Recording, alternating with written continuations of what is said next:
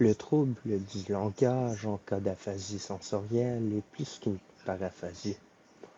Revenons maintenant aux deux autres arguments qui doivent nous permettre de contester l'indépendance fonctionnelle du centre M.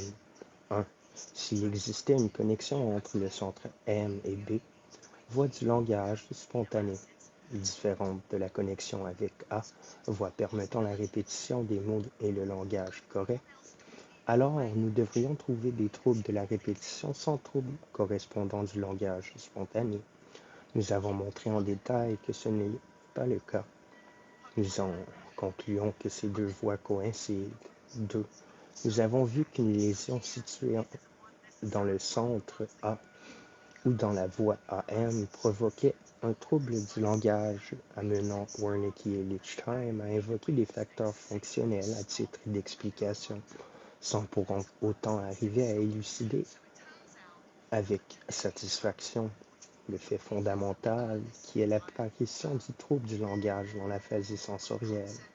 Cette difficulté disparaît également si l'on admet qu'il n'existe que la voix AM et qu'on ne parle spontanément que par les images sonores. Ceci est d'autant plus admissible que la voix AM est indubitablement la première par laquelle l'enfant a appris à parler.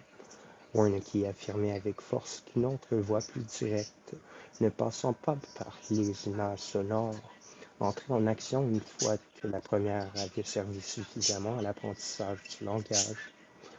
Mais on voit difficilement comment l'apprentissage acquis à l'aide d'une voix entraînerait son abandon et l'engagement dans une nouvelle voie. Presque tous les auteurs anciens, y compris Kussmaul, ont tenu à ce que le langage spontané se produise par la même voie que la répétition, c'est-à-dire par le moyen des images sonores. Et parmi les auteurs plus récents, Gramsci est revenu à cette conception. Aussi n'a jamais pu comprendre l'analyse qui permet à Lichtheim, dans sa présentation par ailleurs si limpide, de soutenir contre Kussmaul la thèse d'une voie directe du langage moteur.